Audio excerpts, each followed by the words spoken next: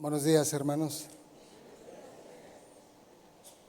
Bueno, gracias, Pastor Chuy, pastores de Guadalajara, por la confianza. Pues bueno, ya me presentó el pastor, voy a terminar un poquito la presentación. Me acompaña hoy mi esposa, está aquí. Ella y yo desde hace 15 años estamos pastoreando en el puerto y venimos con nuestros 3 hijos que tenemos.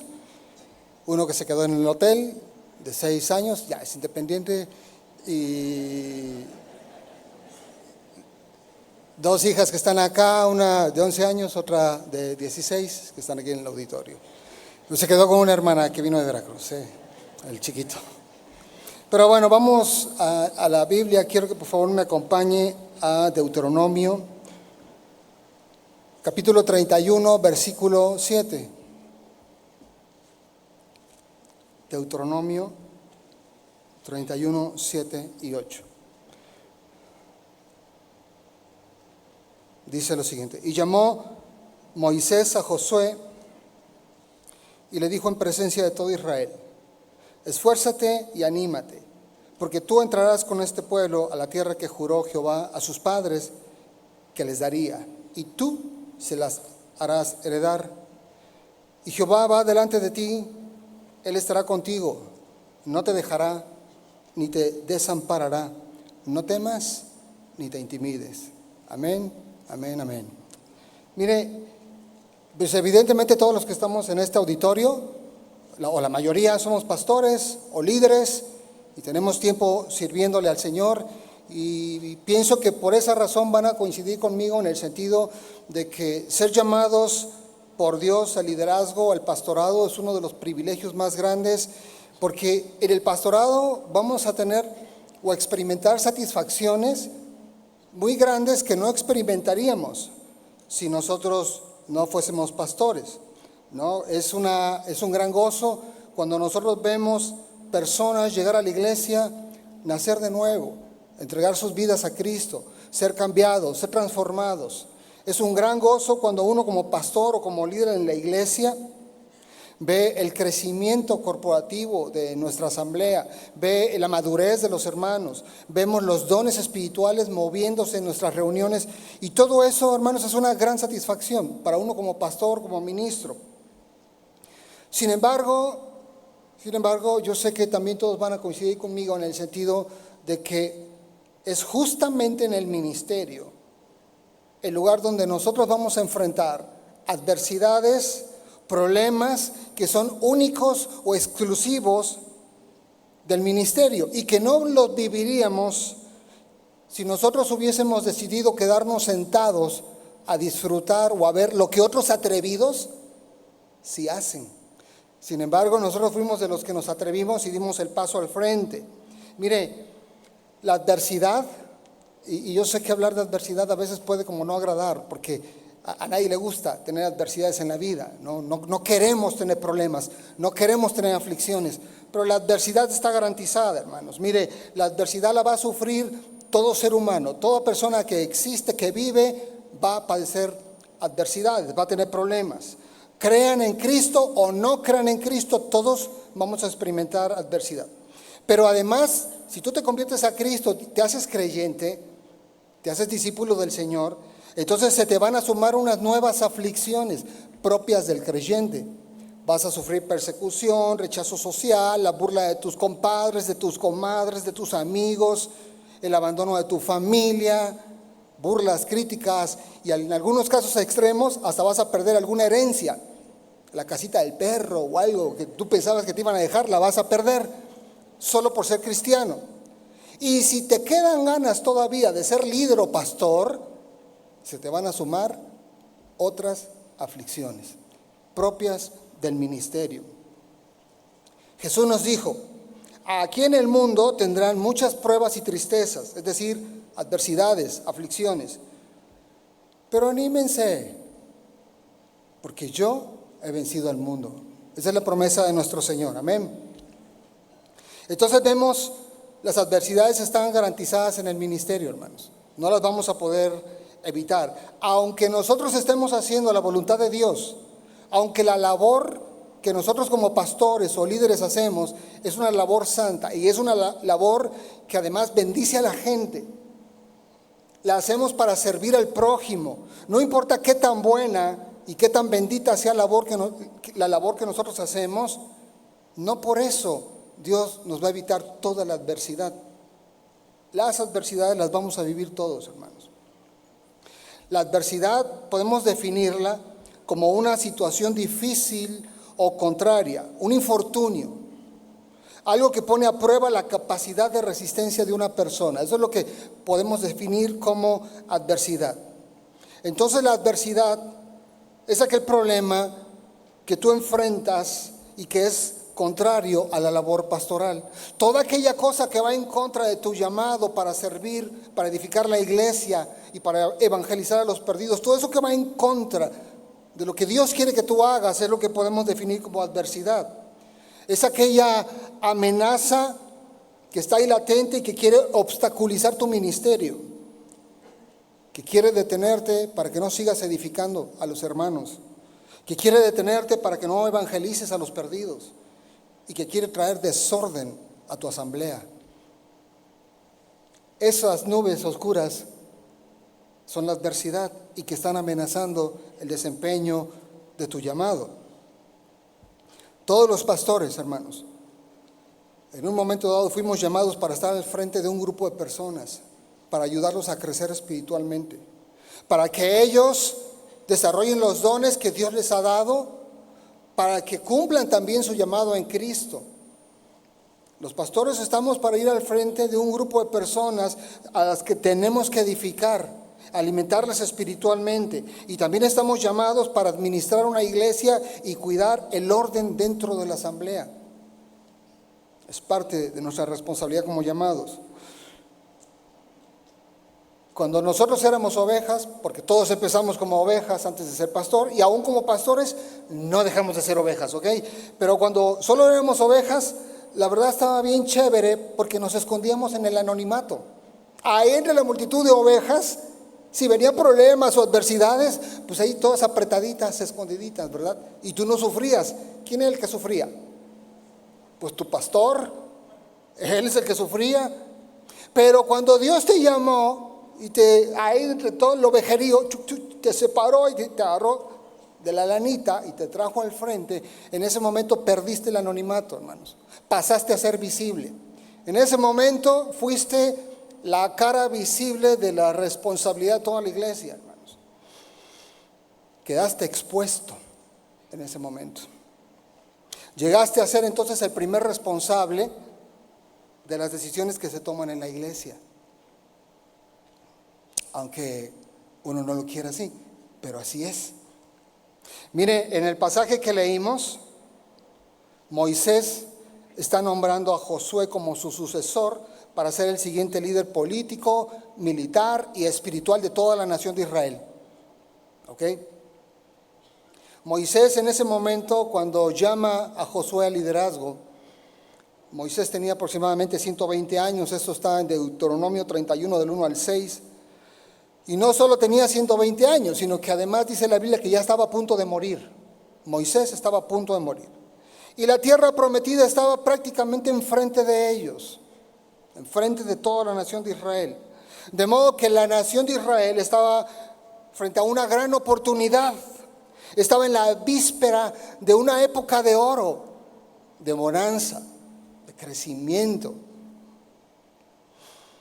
Es como si nosotros dijéramos los mexicanos, descubrimos Cantarell. Para los que no son mexicanos, Cantarell fue uno de los campos petrolíferos más grandes del planeta, descubierto allá en los 70s.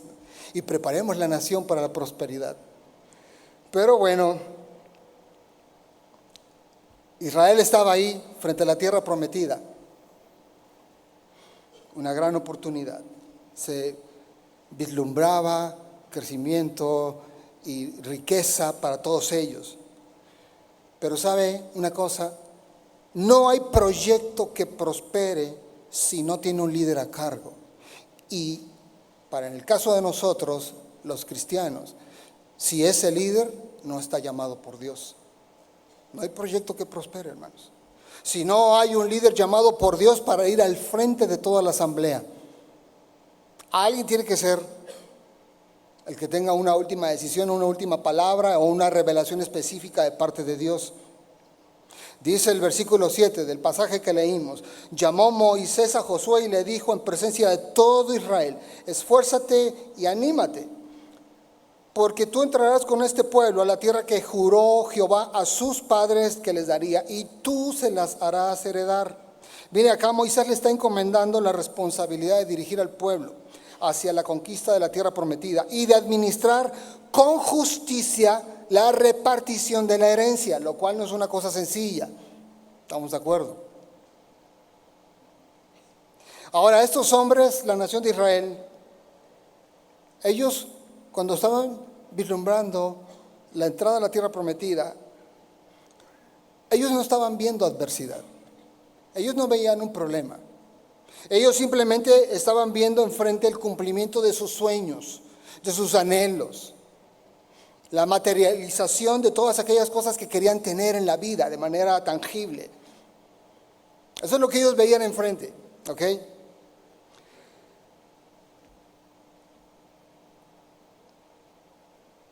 Pero esto es como cuando uno como pastor, digo porque nosotros no vamos a ir a cruzar un Jordán y esto, pero es como cuando uno como pastor dice: por fin nos vamos a mudar a un local más grande.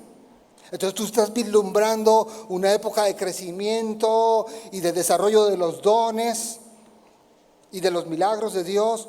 O cuando dices: por fin está llegando más gente a la iglesia. Hay más maestros, hay más predicadores, más servidores, está llegando más gente con talento a la alabanza. Entonces tú estás viendo una época increíble, ¿no? Como que todo pastor quisiera ver pronto pasar en sus asambleas. Sin embargo, hermanos, detrás de toda gran oportunidad, detrás de todo momento que se vislumbra como de crecimiento y prosperidad, también vienen las adversidades. Es una realidad que no vamos a poder disasociar. Así como viene también la bendición, van a venir adversidades a la vida de las personas, y en este caso de los ministros. La nación de Israel, ellos pensaban que solo iban a punto de heredar la tierra, a punto de escoger, a ver, con cuál viña me quedo y con cuál monte yo voy a conquistar, porque aquí voy a hacer un fraccionamiento y vender los lotes y toda esta cosa. Ellos no estaban pensando en problemas, ellos no estaban pensando en que iban a pelear contra pueblos físicamente más grandes, mejor armados y mejor entrenados para la guerra. Ellos no estaban pensando eso. Pero eso estaba detrás de la conquista, era una cosa implícita en la conquista de la tierra prometida. Ellos tampoco estaban pensando el desafío que iba a implicar para ellos como nación guardar la unidad cuando se repartiera la tierra. No sé cuántos les ha tocado ser testigos de cuando se reparte una herencia de algún papá que dejó un montón de cosas y ahí están los hijos. ¿No les ha tocado? A mí tampoco, pero lo he visto en la tele. ¿Y sabe qué? Bueno, y lo que yo he visto es, ahí se están matando los hermanos, pero ¿cómo es posible que a ti te dejó el departamento de tal? No hay plena, vamos a decir, contentamiento cuando hay repartición de la tierra. Es un desafío a la unidad. Es así. Pero ellos no lo estaban pensando de ese modo. Ellos solo veían: voy a lograr todas las cosas que quiero, por fin voy a ser rico, ahora voy a tener todos los anhelos de mi corazón. Pero Dios, hermanos, los iba a hacer pasar por el Jordán y las aguas se iban a cerrar detrás de ellos una vez que pasaran. Y se iban a cerrar para que no volvieran atrás. No iban a tener más opción que enfrentar la adversidad y confiar en Dios. Así fue para Israel. Una vez que todo el pueblo pasó en seco por ese río, muy caudaloso, las aguas regresaron y ya no había como no, mejor no. No, órale, vete para el frente, amigo, ¿no? Sí, pero aunque ellos no lo sabían, o más o menos lo podrían haber sospechado, Dios sí sabía lo que implicaba el anhelo de prosperidad y de crecimiento de la nación. Dios siempre supo que junto con la tierra prometida y todo lo que ellos iban a tener, iban a venir implícito desafíos, adversidades y problemas. Por eso Dios le dio a Josué, que era el líder de toda la nación, el nuevo líder, le dio 6 promesas. Ahí en el pasaje que leímos, en Deuteronomio 31:8, hay 6 promesas específicas que Dios le da a Josué. La primera dice: Jehová va delante de ti. La segunda: Dios estará contigo. Tercera: no te dejará. Cuarta: no te desamparará. Quinta, aquí ya no es una promesa, más bien es un mandato. Dice: no temas ni te intimides. Conté mal. 4 promesas y 2 amonestaciones. No temas ni te intimides. Dios sabía que vendría la adversidad, y con la adversidad viene otra cosa muy interesante que todos experimentamos en la vida: la preocupación. Cuando hay adversidad, hay preocupación, ¿o no? ¿O hay algún ángel aquí? No, yo no siento nada, yo tengo mis alitas para volar cuando viene el problema. No, somos carne, hermanos. Entonces, cuando viene la adversidad, viene también la preocupación. Dios sabía que iba a venir adversidad, y Dios sabía que con ella iba a llegar la preocupación. Y la preocupación tiene el potencial de hacerte sentir o hacerte pensar 4 cosas interesantes: que Dios no va delante de ti. La preocupación derivada de una adversidad puede llevarte a pensar que Dios no está contigo, que Dios te ha dejado, que Dios te ha desamparado.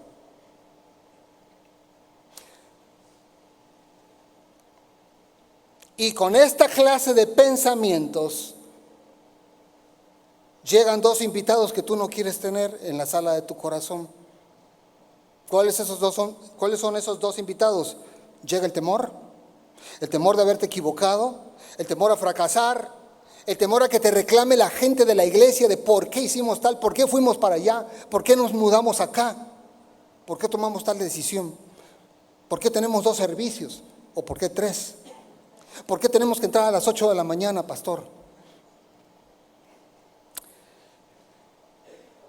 No solo llega el temor, sino que también llega la intimidación, que es una sensación de amenaza, que te sientes tú amenazado. Hay una cosa interesante con la intimidación, porque implica percibir una situación de desequilibrio de poder, donde tú te sientes el pequeño, el menor. Una sensación de desequilibrio de poder. Es como si alguien dice: oye, ¿sabes qué? Imagínense una potencia mundial diciéndole a algún pequeño país de Centroamérica: voy a agarrar eso. ¿No habría una sensación de desequilibrio de poder? Entonces, sí, yo tengo mis barcos pesqueros y con eso te vamos a aventar, y viene un portaaviones y se acabó, ¿no? Una sensación de desequilibrio de poder. Pero fíjense cómo estos pensamientos llegan así.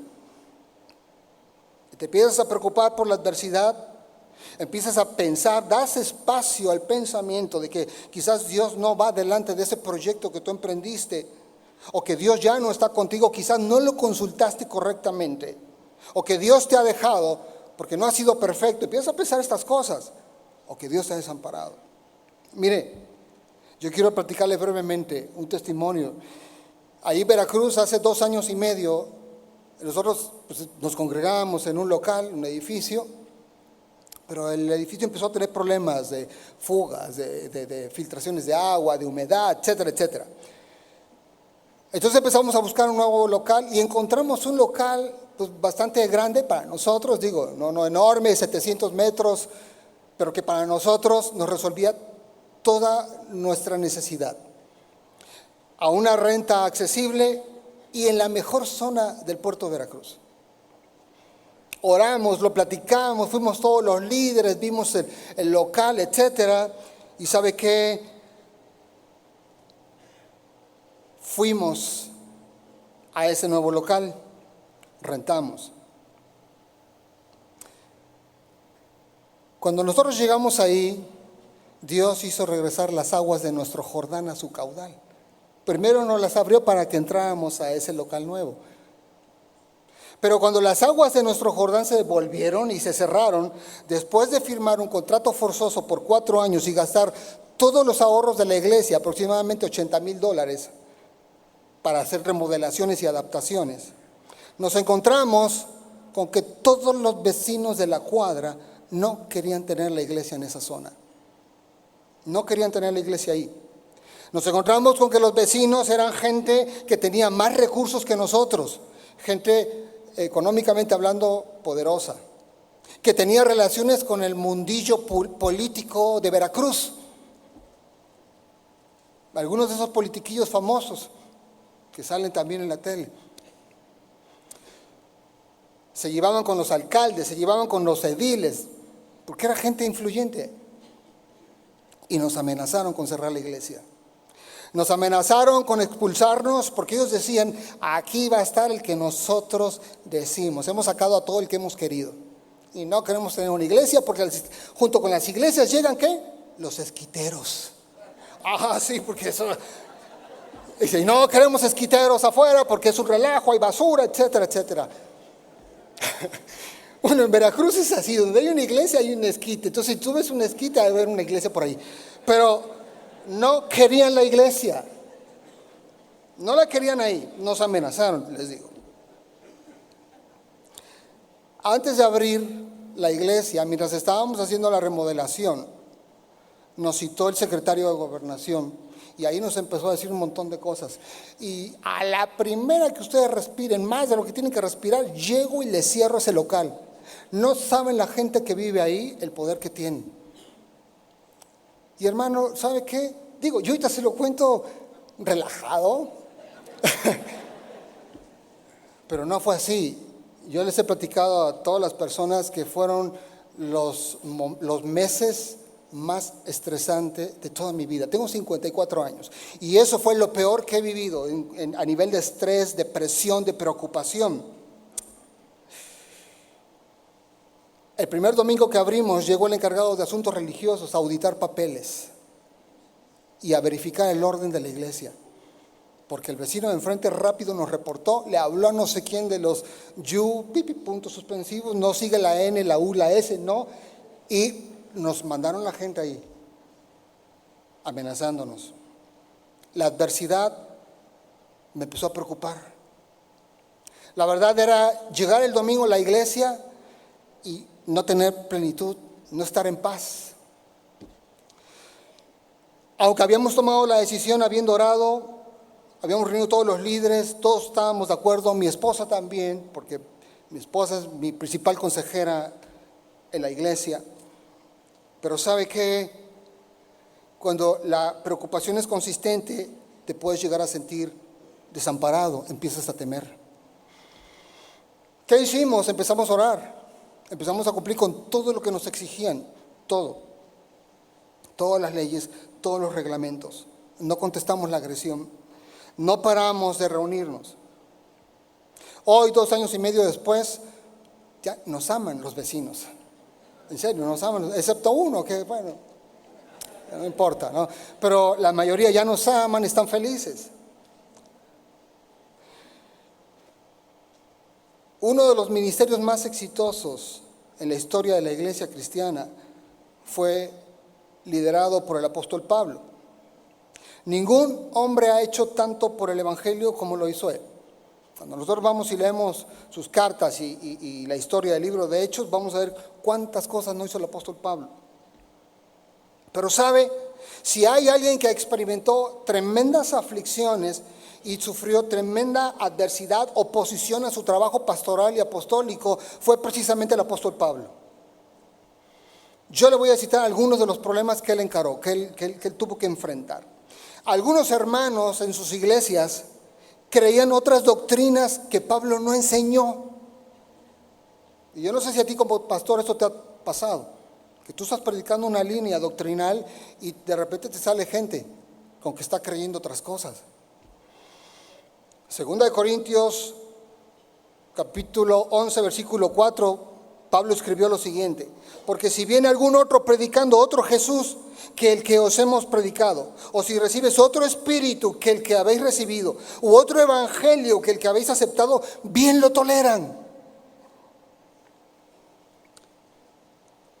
En las iglesias A veces vamos a tener este tipo de adversidad. Grupillos de hermanos que bien toleran a otros predicadores que traen doctrinas distintas a la nuestra y que se enrolan con todos estos rollos del calvinismo o de cualquier otra doctrina que no sea la nuestra. Y eso es una oposición, hermanos, al trabajo que uno como pastor hace cuando está enseñando correctamente lo que nosotros asumimos y pensamos, creemos y estamos seguros que es lo correcto de parte de Dios. ¿Qué es lo que tienes que hacer? Cuando hay hermanos que bien toleran a cualquier predicador en la internet, porque son libres de escuchar lo que ellos quieren, pues hermanos, les tienes que hablar claro y dejarles ir y buscar un lugar donde se ejerza la doctrina que ellos están creyendo. Quererlos retener a la fuerza, eso sería un error y una falta de sabiduría. Y bueno, acá voy a hacer una aclaración, porque el tema es sabiduría frente a la adversidad. Y una de las cosas que la sabiduría frente a la adversidad para nosotros debe ser clara es que ante un mismo problema no necesariamente voy a tener la misma solución. Esto es una cosa, como dicen, casuística, pues. Yo tengo que ver cuál es la solución que a mí me aplica, ¿ok? Pero bueno, Pablo les habló claro a esta gente. Y uno tiene que aprender también a hablar claro a la gente en nuestras congregaciones cuando tenemos grupos de personas que escuchan otro evangelio, otro espíritu, o que toleran otros predicadores. Otra problemática que Pablo encaró fue, vamos a decir, el desconocimiento o la descalificación a su autoridad pastoral. Pablo escribió en 1 Corintios 9:1 lo siguiente. Él dijo, ¿no soy apóstol? Aquí le está reprochando a la iglesia, hermanos. Pablo está reprochándole a la congregación que él fundó, no a la iglesia del vecino, a la que él fundó. Y le dice, ¿no soy apóstol? ¿No soy libre? ¿No he visto a Jesús, el Señor nuestro? ¿No son ustedes mi obra en el Señor? Si para otros no soy apóstol, para ustedes ciertamente lo soy. Porque el sello de mi apostolado son ustedes en el Señor. Desconocían su autoridad. Y esa es una adversidad que con cierta frecuencia a veces encaramos en las iglesias. Mira, en Veracruz también una vez tuvimos un asunto con una hermana, una hermanita. Bueno, no sé si era hermana, pero estaba ahí en la iglesia. Pienso que no era, creo que no era. Pero yo no voy a juzgar eso. Pero esta fulanita empezó a conspirar contra mi esposa y contra mí. Y entonces iba con los líderes y le decía, ay hermano, pero es que usted sí predica bonito. Ay, pero usted sí tiene usted sí tiene buen carácter. Ay, hermano, usted sí que no sé qué. Hermano, usted sí que tiene buen pelo. Y entonces empezaba ahí, ¿no? Para ser pastor, ¿no? Entonces, endulzando el oído de la gente, y empezó a murmurar de mi esposa y de mí, de mis hijos. Quería destituirnos, pero empezó endulzándole el oído a los líderes de la congregación. Cuando nosotros nos dimos cuenta de esto, obviamente la llamé a cuenta, ¿no? Me acuerdo de esto porque mi esposa estaba embarazada de mi hijo Josías, el independiente que está en el hotel ahorita ya. y sabe, estaba a punto de dar a luz. Y yo la llamé y hablé con ella, claro, y le dije, mira hermana, usted ha hecho toda esta maldad. O va y le pide perdón a todas las personas con las que estuvo difamando, hablando mal, o usted se va de esta iglesia. No hay opción. No hay opción. La hermana obviamente ahí lloró y lo que sea, pero ¿sabe qué? Se fue, y gloria a Dios que se fue. Y se fue a otras iglesias, pero obviamente no tiene paz, ahí sigue su rumbo en el desierto. Pero uno tiene que saber cómo encarar esas situaciones cuando alguien desconoce tu autoridad. A Pablo no solo desconocían su autoridad, sino que él también enfrentó la adversidad en el sentido de una crítica hacia su persona, hacia su estilo de predicación, su forma de liderazgo y su aspecto físico. Pablo escribe en 2 de Corintios 10:10, yo voy a leer esto en la Nueva Versión Internacional, 2 de Corintios 10:10 en la NBI, dice, pues algunos dicen, sus cartas son duras y fuertes, pero él en persona no impresiona a nadie. Y como orador es un fracaso. ¿Cómo se sentiría usted como pastor que alguien de tu iglesia te diga así?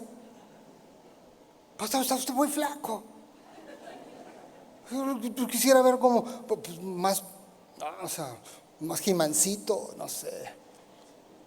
La forma en la que usted predica no me entretiene, me duerme, me aburre. ¿Por qué no se va a una escuela a tomar clases de oratoria, etcétera? Pero fíjense a qué nivel Pablo enfrentó la oposición a su trabajo pastoral. Le criticaban todo. Lo menospreciaban en la iglesia. Obvio, no todos, ¿no? Digo, si toda la iglesia está en este sentir, pues ¿qué haces? Ahí se ven, pones otra. Bueno, si Dios te lo pide hacer, obviamente, ¿no? Pero ¿sabes qué? Tu seguridad como líder, como pastor en la iglesia, debe venir del que te llamó. Del que te llamó y del que te dio los dones para estar al frente de esa comunidad de creyentes. Y no depende del halago de los demás. Tu seguridad no puede venir de que los hermanos al final del sermón vengan y te chuleen el mensaje y te echen un montón de flores. No, porque si tú estás en esa situación, te vas a hacer adicto a la aprobación. Mejor acostúmbrate a que nadie te diga nada. Y tú bajes del púlpito diciendo, que siento que entregué el sermón que Dios quería que entregara. Y cuando tú ves a la gente cambiar con el paso de las semanas, los hermanos transformados, tú sabes que estás haciendo tu trabajo.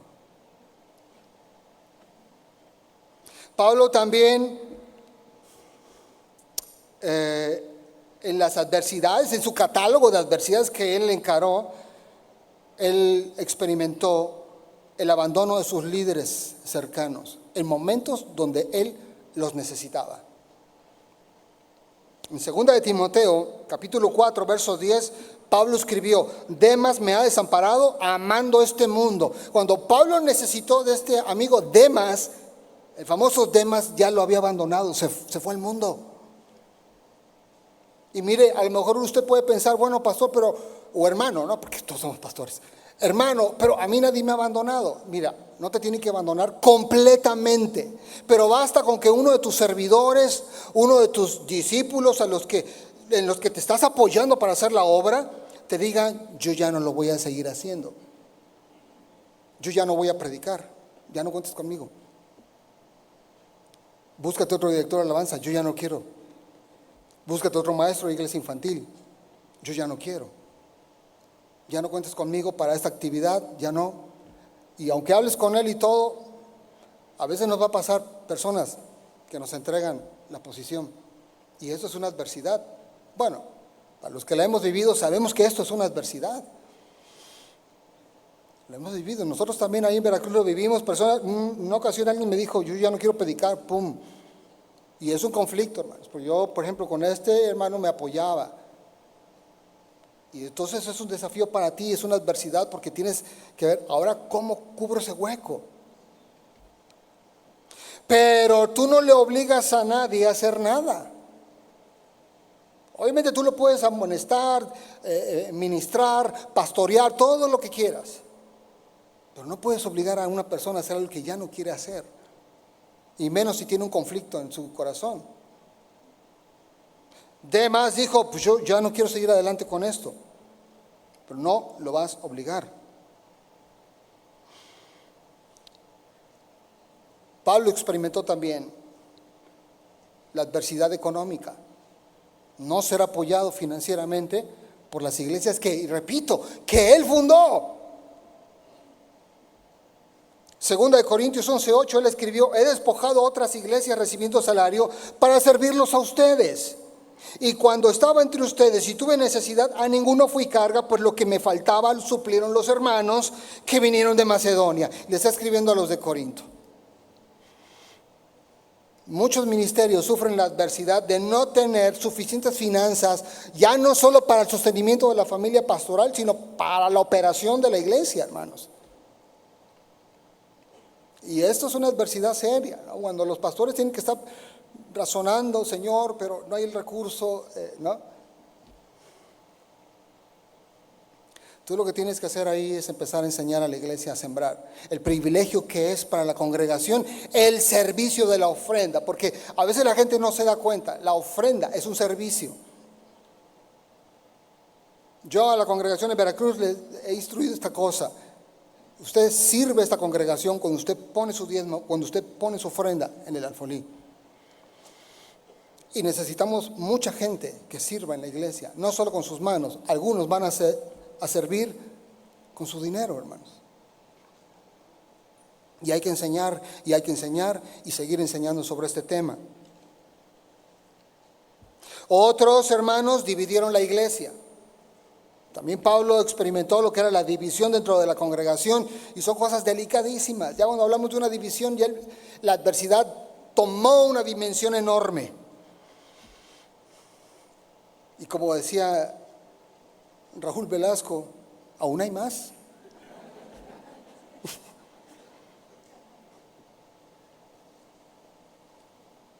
Pero Pablo no tenía reparo en reconocer la adversidad y los efectos que la adversidad puede tener en la mente y en el corazón de los creyentes. Así que Pablo nos da también una perspectiva correcta para no caer en una trampa, vamos a decir, de una espiral descendente desmotivadora cuando tú estás enfrentando un montón de problemas o de adversidades. 2 Corintios 4:8, en la versión Dios habla hoy. 2 Corintios 4:8, Dios habla hoy. Pablo escribió lo siguiente: aunque llenos de problemas, no estamos sin salida. Tenemos preocupaciones, pero no nos desesperamos. Nos persiguen, pero no estamos abandonados. Nos derriban, pero no nos destruyen. Si usted ve con detenimiento lo que Pablo escribió, hay una espiral descendente en cuanto a la motivación del pastor, del líder o del creyente. Porque primero la adversidad te va a hacer sentir que estás en un callejón sin salida. Cuando tú tienes el problema enfrente y te empieza a amenazar, tú empiezas a sentir que estás así, en un callejón sin salida, donde no encuentras soluciones y toda opción parece que no va a terminar bien. Después la adversidad te va a llevar a un estado mental, o te va a querer llevar a un estado mental de constante preocupación, hasta que dejas de pensar en lo que Dios puede hacer en tu problema. Empiezas a caer en la desesperación, la decepción, el desánimo. Luego la adversidad te va a querer hacer sentir que Dios te ha abandonado. Pero fíjense cómo va, pasitos hacia abajo, ¿ok?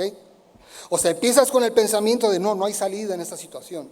De ahí llegas un poco a la desesperación, y de la desesperación sigues bajando a llegar a la sensación de no, Dios me ha abandonado. Dios ya me dejó embarcado en este proyecto que hice en su nombre. Dios ya no me escucha. Los problemas siguen ahí detrás de mí. Pero ve cómo vas bajando, vas bajando, vas bajando. Y por último, la adversidad te va a querer hacer tropezar en tu propia debilidad carnal. Obvio, cada quien va a tropezar de manera diferente, porque cada quien tiene debilidades diferentes. Por eso Pablo dice, nos derriban. Cuando dice nos derriban es porque ya te hicieron tropezar. Y después de hacerte tropezar, te va a querer hacer sentir que te puede destruir en tu llamado, en tu ministerio y hasta en tu fe, si tú te dejas, hermano. Obviamente la adversidad no es un ente, no es un espíritu, pero sabes, los empleados de las tinieblas están ahí atentos. Cuando tú tienes un problema, una adversidad, ahí los vas a tener como jauría. No los vas a ver, y gloria a Dios que no los ves. No, imagínense el impacto de ver semejante cosa, pero ahí van a estar. Si parafraseamos lo que Pablo escribió en 2 Corintios 4:8, si lo parafraseamos, lo leeríamos así: podemos tener problemas, pero hay solución. Es válido preocuparse, pero no caigamos en la desesperación. Podemos ser perseguidos injustamente, pero tenemos quien nos defienda, hermanos. Podemos hasta tropezar, pero tranquilo, no te pueden destruir. No te pueden destruir. Pablo reconoció abiertamente y sin tapujo que las adversidades pueden llegar a preocuparte. Pablo estuvo preocupado muchas veces y no perdió la salvación, ni fue un mal cristiano, ni fue un mal pastor, ni un mal apóstol. Sin embargo, él estuvo preocupado muchas veces. Ahí lo escribió. ¿O no? Él no está diciendo como, no, pues yo no me preocupo, yo descanso en el Señor. No, él está diciendo abiertamente. Y cuando uno ve las cartas de Pablo, claramente ves que el hermano sufría. Somos de carne, hermanos. Pablo reconoce, podemos llegar a preocuparnos y en ocasiones ser hasta derribados, pero si confiamos en Dios y buscamos su sabiduría, jamás seremos destruidos. Mientras más grande sea tu ministerio, hermanos, más problemas vas a tener, Es así. Más adversidades vas a afrontar, más preocupaciones te van a llegar. Está bien pedir a Dios crecimiento, pero necesitas crecer tú primero en Dios. Crecer en el conocimiento de Dios, crecer en sabiduría práctica. De otro modo, la adversidad te puede llevar a esta espiral descendente que Pablo sí pudo eludir. Pero tristemente ha habido hermanos, pastores, líderes y ministros que no logran eludir esta espiral descendente, llegan hasta el punto donde sus ministerios son deshechos. Necesitamos sabiduría para responder frente a los problemas, frente a la adversidad. Amén. Proverbios 9:10 dice, el temor de Jehová es el principio de la sabiduría y el conocimiento del Santísimo es la inteligencia. La sabiduría que necesitamos frente a la adversidad tiene su origen ¿en dónde? En el temor de Dios. La sabiduría que yo necesito para encarar los problemas viene del temor de Dios. Pero cuando tú estás en un problema o frente a la adversidad, una de las cosas que vas a empezar a sentir es temor. Temor. Así que eso nos lleva a esa reflexión de que si bien yo tengo que encarar la adversidad con temor de Dios, por otro lado me está compitiendo directamente el temor de hombre, el temor al problema, el temor a la adversidad. Y esa es una competencia dura, hermanos. ¿Cómo vas a responder frente a la adversidad? ¿Con temor al problema o con temor de Dios? Va a depender de ti cómo respondes. Pero el temor de Dios, fíjense lo precioso de la Biblia, porque el temor de Dios lo podemos dejar como un concepto etéreo. Y todos hablan, sí, el temor de Dios, pero ¿y qué es el temor de Dios? Bueno, la misma Biblia lo aterriza de una manera muy pragmática, lo que es el temor de Dios. Si vamos a Proverbios 8:12,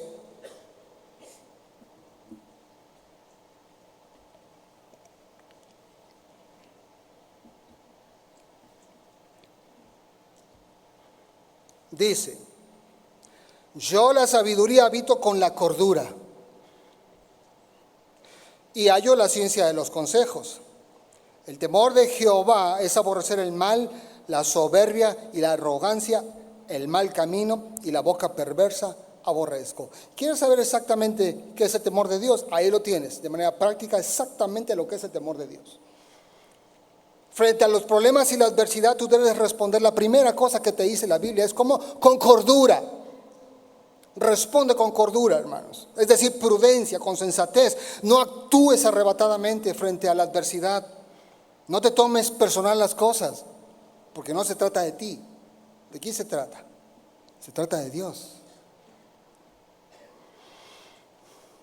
Pablo mencionó en 1 Timoteo 3:2 que un requisito para los que quieren ser pastores o líderes, ancianos pues, es la capacidad de responder con cordura frente a cualquier situación de la vida, cuanto más frente a los problemas o la adversidad. La cordura también se traduce como prudencia. Traducción lenguaje actual traduce cordura como pensar 2 veces lo que vas a hacer. Que tienes un problema, hermano, piensa 2 o 3 o 4 veces cómo vas a reaccionar, qué es lo que vas a hacer. No te precipites, pues. Algunos principios de la cordura quiero mencionarlos para apoyar y ayudar al aterrizaje práctico de la sabiduría de Dios. En la Nueva Traducción Viviente, Proverbios 10:19,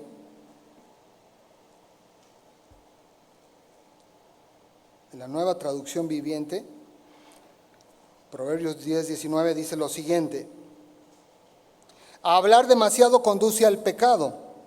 Sé prudente y mantén la boca cerrada. Ante la adversidad, hermano, debes saber cuándo callar y debes saber cuándo hablar. Es un principio de la cordura, de la prudencia. Aprende a saber cuándo tienes que hablar y cuándo tienes que callar, hermano. No te desahogues cuando tienes el problema, porque solo vas a dañar corazones y vas a decir cosas que no convienen. Si tienes necesidad, catarsea con tu esposa ahí en el auto y sin los hijos, obviamente. Si tienes necesidad de hablar, hazlo con tu mujer. No lo hagas con los demás. La sabiduría de Dios exige que no hables de más, que te contengas, que ores y que dejes que Dios confirme y entonces ya actúas. Frente a los problemas, prudencia, hermanos. Prudencia. Y la prudencia implica discernir de cuándo me tengo que callar y cuándo tengo que hablar. Dice también en la Nueva Traducción Viviente, en Proverbios 14:18,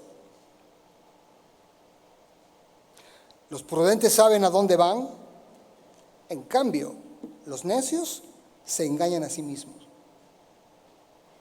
Los prudentes saben a dónde van, en cambio, los necios se engañan a sí mismos. Frente a la adversidad, hermano, tú tienes que ser objetivo sobre tus propios caminos. Es decir, no te engañes a ti mismo. No te engañes a ti mismo pensando que todo lo que tú haces y que todo lo que tú decides está bien, porque ese es el pensamiento de los necios. Si tú no tienes la capacidad de reflexión sobre tus propios pasos, tú tienes un problema de falta de sabiduría tremendo. El temor de Jehová es actuar con prudencia, y la prudencia a ti te empuja a que tú conozcas sobre tus pasos y no te engañes a ti mismo. Porque mire, hermanos, muchas adversidades, o no muchas, pero algunas de las adversidades que vienen a nuestra vida llegan como consecuencia de nuestras malas decisiones. No todo es como, oh, Satanás me está atacando, hay oposición a mi trabajo pastoral. No, a veces los problemas vienen porque tú decidiste mal. En tu salud, en tus finanzas.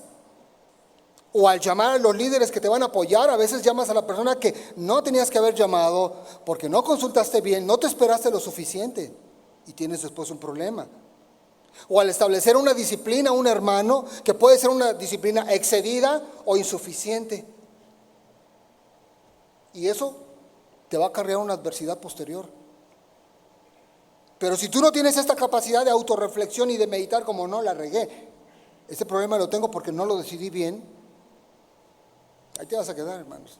Pero la sabiduría de Dios te lleva entonces a no ser como los necios y en cambio actuar con cordura o prudencia, y el prudente sabe a dónde va. Es decir, puede ver con claridad su propio camino y sabe cuando él ya erró el camino. Proverbios 8:12 dice también: yo la sabiduría habito con la cordura y hallo la ciencia de los consejos. En la adversidad tú debes ser humilde, hermano, y aprender a pedir consejo. Aprender a pedir consejo. Ahora, el asunto de los consejos, o el asunto con los consejos, no se trata de hablar de alguien que sea mayor que tú en la fe y que le digas, dime qué hago. O sea, no se trata de decir, dame tú la solución.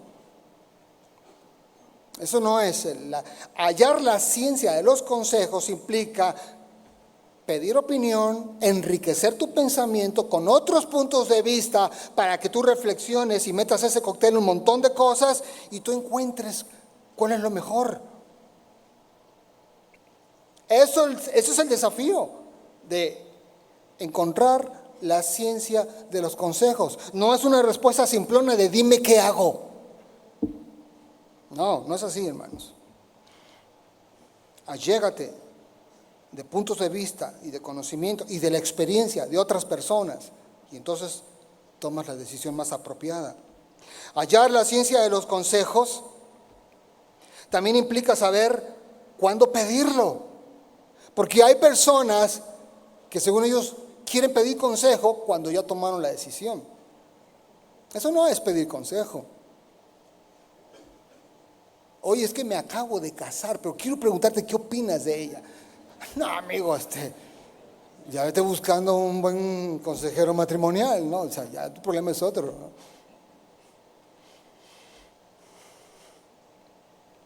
No se trata de avisar lo que ya hiciste o lo que ya decidiste. Antes de que decidas y antes de que hagas, pide consejo. Antes de que tu corazón ya esté resuelto a lo que vas a hacer, pide consejo. Dice también en el Proverbios 8:13, el temor de Jehová es aborrecer el mal, la soberbia, la arrogancia, el mal camino y la boca perversa aborrezco. Frente a la adversidad tú debes responder sin maldad. Y a lo mejor usted está pensando, hermano, bueno, pues eso es obvio. Sí, es obvio, pero a veces, si uno no se guarda, reaccionas con maldad, hermanos. Reaccionas con maldad. Porque te sientes herido, te sientes lastimado, menospreciado o lo que sea. Y entonces tú vas a ser tentado a responder con maldad, aunque seas cristiano. Un pastor, hermanos, no puede reaccionar con maldad frente a los problemas. No puede. Más bien tiene que responder con justicia. Hacer lo recto, lo que a Dios le agrada. Frente a la adversidad debes entonces responder sin soberbia y sin arrogancia. Es decir, sin altivez, sin orgullo, sin presunción, sin jactancia. Porque tú no puedes ir frente a una situación donde obviamente detrás de la situación hay personas. No, pero yo soy un hijo de Dios y vas a ver lo que a ti te va a pasar, y empiezas tú a amenazar. Eso es jactancia. Eso es soberbia, es arrogancia. No, pero yo soy el ungido de Dios. Vas a ver, Dios te va a meter una pela. No podemos responder así frente a un problema, porque entonces ya estás respondiendo con ausencia completa de temor de Dios. Es decir, sin sabiduría. Entonces no se trata de ver quién amenaza mejor que el otro. No se trata de eso, hermanos. Frente a la adversidad, debes responder con justicia, hermano. Y, como bien dice aquí el proverbio, cuidar tu boca para no decir cosas perversas. Cuidar tu boca para que no digas cosas perversas. ¿Cuáles son las cosas perversas que uno como líder o como pastor puede decir frente a los problemas? Mira, no es muy complicado. Cuando tú pones palabras en la boca de Dios que Él no dijo, estás diciendo cosas perversas. Y vas a ser tentado a responder con boca perversa.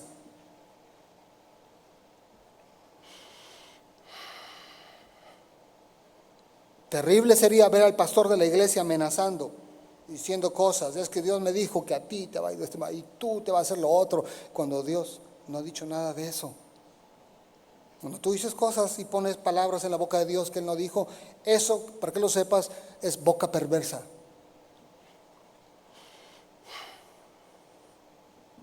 Por último, hermanos, ya para terminar, me voy a ir al principio de nuestro pasaje. Al igual que con Josué, cuando él fue llamado al liderazgo para entrar a la tierra prometida, conquistar lo que Dios les había prometido y administrar con justicia la repartición de la herencia, con el tremendo desafío de guardar la unidad entre toda la nación. No importa el desafío que tú tengas hoy en tu ministerio, en tu vida como pastor, en tu vida personal o familiar, recuerda estas promesas, hermano. Jehová va delante de ti. Él estará contigo. No te dejará, ni te desamparará, No temas, ni te intimides. ¿Qué es entonces lo que tienes que hacer? Solo busca la sabiduría de Dios frente a la adversidad. Si tú ya respondiste equivocadamente, si actuaste con maldad, si tu boca fue perversa frente al problema, frente a la situación, solo pídele perdón a Dios. Que Él te redima, porque Él te va a dar la oportunidad de levantarte nuevamente e ir hacia el camino correcto, a tener la respuesta correcta. Amén. Vamos a orar. ¿Qué le parece si se pone de pie?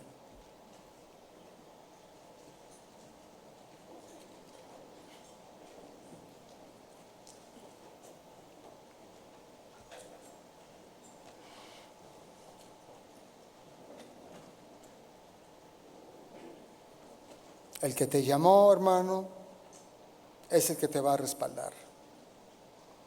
Y Él es el que te va a ayudar frente a los problemas. No olvides estas 4 promesas, porque casi que en ese orden viene el ataque a la mente de parte del enemigo. Dios va delante de ti. Amén. Vamos a cerrar los ojos. Señor, te damos gracias porque tú eres bueno, Señor, y tú nos quieres bendecir en gran manera, Padre. Sabemos, Señor, que tú fuiste el que nos llamaste, el que nos convocaste, Señor. De ahí, de entre la multitud de las ovejas, tú nos jalaste, Señor. Y nos diste una promesa, nos diste tu palabra, Señor. Y muchas veces, Señor, frente a grandes oportunidades, no nos habíamos dado cuenta que de la mano iba un tremendo desafío, Señor. Una adversidad que estaba ahí amenazando. Pero queremos agradecerte, bendito Dios, porque tú nos recuerdas tus palabras, Señor. Tú que nos llamaste, tú estás con nosotros, Señor.